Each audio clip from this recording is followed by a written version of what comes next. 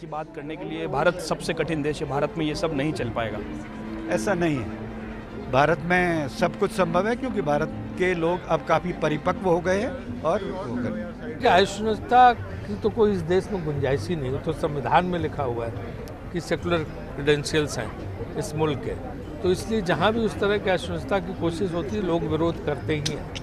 और इसमें सरकार ने भी सफाई दी कि किसी किस्म का असहिष्णुता हम नहीं होने देंगे, सरकार ने आश्वासन भी दिया है।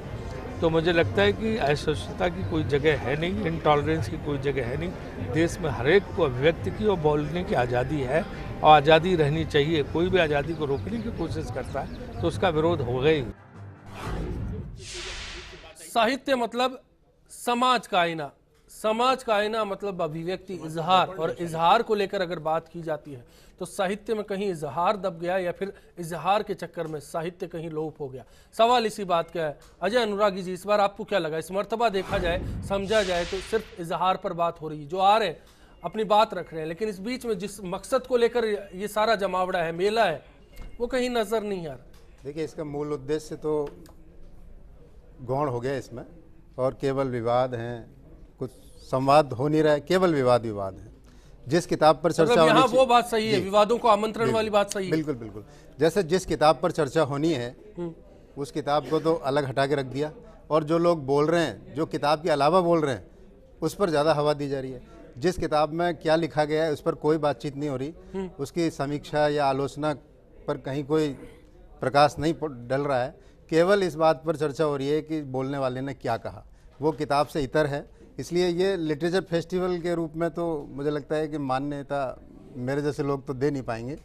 ये तो एक कल्चरल वो हो गया, इशू हो गया। फिल्म भी है, साहित्य के लोग भी कुछ बुला लिए, कुछ कला के लोग भी बुला लिए, कुछ और सेलिब्रिटीज़ बुला ली, और कुछ भांति भांति के लोग बुला लिए। बिल्कुल बिल्कुल बिल्कुल बिल्कुल बिल्कुल। मैं दिनेश जाखड़ साहब आप रुकिए, मैं आ रहा हूँ। संदीप मायाब्रिक जी, कल ही के सेशन का जिक्र करूंगा, शोभा डे का जिक्र करूंगा। पर्सनल लाइफ को लेकर परेशान है एक तरफ करण जौहर, दूसरी तरफ शोभा डे सनी लियोनी की पर्सनल लाइफ पर चर्चा करना चाह रही उसी मंच से। तो ये क्या साहित्य के महाकुंभ में दो राय नहीं है, दो मत नहीं है? देखिए, पहली बात तो ये है चर्चा कि क्यों होती है समझ में नहीं आता कि जब हर व्यक्ति की कोई न कोई बात ऐसी होगी। बिल्कुल बिल्कुल सर, मैं आ रहा हूँ आप ही के पास, आपका भी ओपिनियन लूंगा मैं। जी, वो साहित्य है क्या? वो साहित्य है क्या?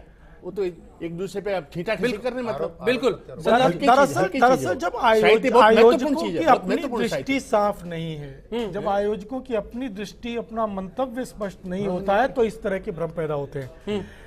अगर वो साहित्य पर ही केंद्रित होता तो बहुत सारी जो दूसरी हस्तियां आ रही हैं और दूसरी तरह की जो बातें हो रही हैं तो निश्चित रूप से वो कम होती। मैं ये तो नहीं कहूंगा नहीं होती, क्योंकि हम जीवित इंसान हैं, जहां बैठेंगे हम हर तरह की बात करेंगे, लेकिन फिर भी वो साहित्य पे के आस इर्द गिर्द घूमती बातें, क्योंकि आयोजन यही समझना चाह रहा हूँ संदीप जी, यही समझना चाह रहा हूँ। बात समाज पर हो रही है या बात साहित्य पर हो रही है, ये अभी स्पष्ट नहीं है। समाज और साहित्य को पहली बात तो ये कि अलग करके तो नहीं देख सकते हैं। साहित्य में भी सारा कुछ है, समाज में भी सारा कुछ है। साहित्य को समाज से अलग कैसे करेंगे? अलग नहीं है, वो दोनों चीजें। समाज की जो गतिविधियां रिफ्लेक्ट यदि नहीं होती तो साहित्य है ही नहीं, मतलब नहीं। जो कॉमन मैन की जो समस्या है, लेकिन फिर एक व्यक्ति का एक व्यक्तित्व पर कमल जी निवेदन ये है कि समाज की चिंताएं कहां नजर आ रही हैं इसमें, समाज के मुद्दे कहां नजर आ रहे हैं। बात कर रहा था, समाज को समाज से अलग कैसे करेंगे? सामाजिक संरचना में जो हमारे समय जो चुनौतियां हमारे सामने, कैसे करें? समाज के जो सरोकार हैं, समाज की जो प्रतिक्रियाएं हैं, जो मान्यताएं हैं, जो विकृतियां, वो साहित्य में रिफ्लेक्ट होनी चाहिए। निश्चित रूप से साहित्य ही नहीं हो, लेकिन जो चर्चाएं हो रही हैं दुर्भाग्य से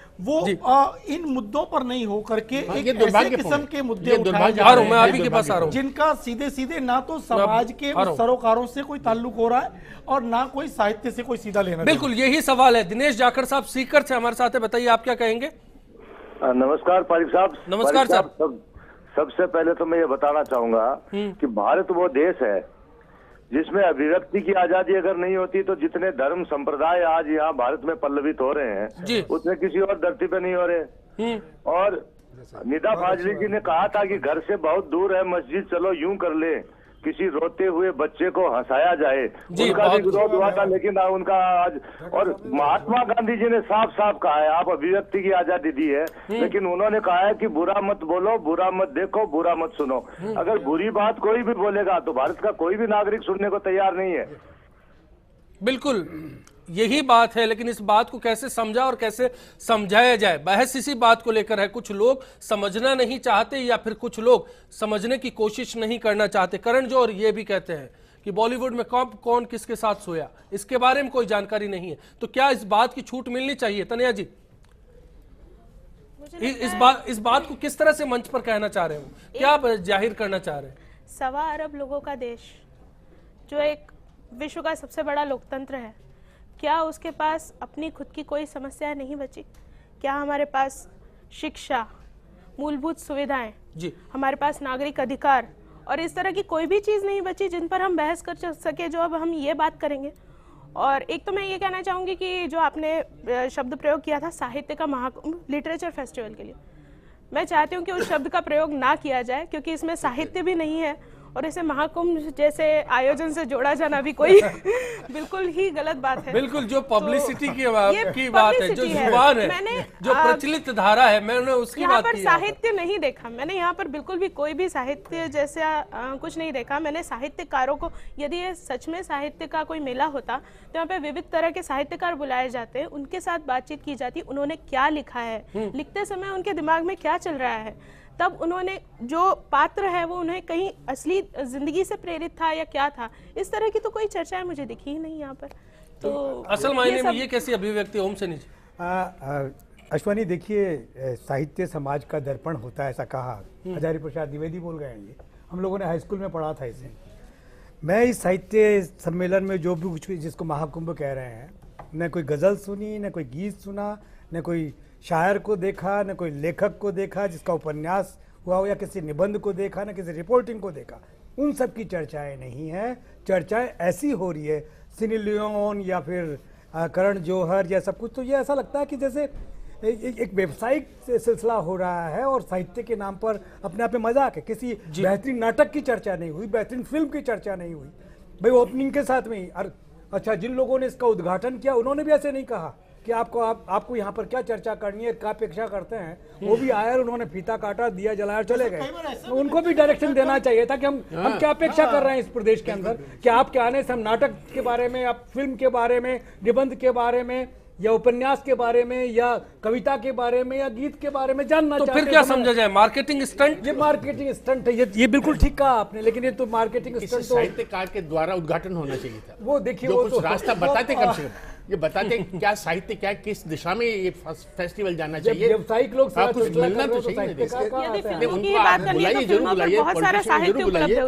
एक नेता के रूप में, विशिष्ट नेता के रूप में, एक गेस्ट के रूप में बुलाइए, लेकिन एक इतना बड़ा साहित्यकार बताए सही साहित्य किस दिशा में जाना चाहिए, हम जा किधर रहे, देश की क्या समस्या है। कॉमन मैन की समस्या की तो बात ही नहीं आती कई बार। जब पिसता जा रहा है मनुष्य, आज स्थिति क्या, मेरे देश की स्थिति क्या दी, जो जैसे दिनकर कहते हैं, स्वानों को मिलता दूध वस्त्र भूखे, बालक कुलाते हैं, माँ की हड्डी से चिपक के ठुर जाने की रात बिताते हैं, युवती की लज्जा वसन में जब ब्याज चुकाए जाते हैं, मालिक जब तेल फूले लो में पानी सा द्रव्य बहाते, पापी महलों का अंधकार मुझको देता आमंत्रण। ये दिनकर के शब्द है। आज तो स्थिति और भी खराब होगी भाई साहब, इसके ऊपर कुछ चेतना आनी चाहिए। आखिर मुख्य धारा से जोड़िए इन लोगों को, इस देश का होगा क्या मतलब। बिल्कुल, इसीलिए ये बहस है। एनडी कादरी साहब हमारे साथ जुड़े हैं बीकानेर से। नमस्कार जी, आप सबको नमस्कार। भले हमारा जी सर, हमारा आपसे ये निवेदन है कि आज जो स्थिति पैदा हुई है, ये सज्जन जो बता रहे थे कि मीडिया जो है अपने उसके लिए लगे रहते हैं, तो मैं आपसे ये निवेदन करना चाहता हूँ कि मीडिया को ये मसाला देता कौन है। हमारे देश में जो है पक्ष और प्रतिपक्ष दो चीज है। जो पक्ष के नेता होते हैं, जो कुर्सी में जब आ जाते हैं, तो वो ये सोचते हैं कि बोलने की हमें खूब आजादी मिल गई है, तो वो लोग इस तरह से बोलते हैं कि किसी को कोई दूसरे की परवाह नहीं होती है कि किससे क्या बात कहने से किसको क्या नुकसान होगा और किसको जो है क्या कुछ होगा। अब जो साहब ये जुड़ गए हैं हमारे नेताओं के साथ में, अभिनेता भी जुड़ गए हैं और वो भी इस तरह की बात कह रहे हैं। ऐसा देश के अंदर कहीं कुछ नहीं है कि बोलने की आजादी नहीं है, लेकिन आजादी को मतलब जो है पूरी तरह से वो इस तरह दूसरी तरीके से लिया जा रहा है। आजादी को खुल के बोलने के लिए मर्जियां जैसे चाहते हैं वैसे बोलते हैं, मर्जी से इस्तेमाल नहीं किया जा सकता। आजादी का कतई ये मायना नहीं है। लक्ष्मी नारायण जी मकराना से, नमस्कार। नमस्कार सर, बताएं। सर मैं ये कह रहा हूँ कि जिस प्रकार से स्वतंत्रता की अभिव्यक्ति संविधान निर्माताओं ने हमें दी है, तो इसका दुरुपयोग नहीं होना चाहिए। ऐसा देखा गया है कि जब से भाजपा की सरकार चुनी गई है, जब से नरेंद्र मोदी बने हैं पीएम, तब से इस चीज की स्वतंत्रता की अभिव्यक्ति है, ये काफी इसका दुरुपयोग होने लगा है। तो ये इस पर बंतर होना चाहिए। सभी इसका बुद्धिजीवियों, दूसरा सभी राजनीतिक पार्टी उस बारे में आईने का सोचना। दूसरा पहलू आप दिखाने की कोशिश कर रहे हैं, बहुत बहुत शुक्रिया। छोटा सा ब्रेक लौट रहे हैं आखिरी दौर में और समझना चाहेंगे अगर कहीं गाड़ी पटरी से उतर रही है तो फिर इसे पटरी पर लाया कैसे जाए और इसके लिए क्या जतन करने होंगे। छोटी सी ब्रेक के बाद बिग फाइट जारी। I would say कि yes, India is a kind of country where youth especially don't get the chance to speak what they feel, because the reason is that only we are youth. हम छोटे हैं, हमें अभी बहुत सीखना है। हमें ये बोला जाता है कि तुम बहुत सीख रहे हो, अभी तुमने कुछ नहीं देखा है ना, but that is not true. प्रधानमंत्री या प्रेसिडेंट ही क्यों ना हो, सबको हक है अपनी बात रखने का। तो ये अगर कोई कह रहा है कि इसका कोई मतलब नहीं है, तो मेरे को उसकी बात का मतलब समझ नहीं आ रहा, क्योंकि मेरे को अपनी बात कहने का हक है तो मेरे देश के प्रधानमंत्री को भी है। अनुचित बताना उचित नहीं है, क्योंकि ये बिल्कुल उचित है। अगर आप अपने मतलब ख्याल एक्सप्रेस कर सकते हो तो हर कोई कर सकता है, हर किसी को हक है।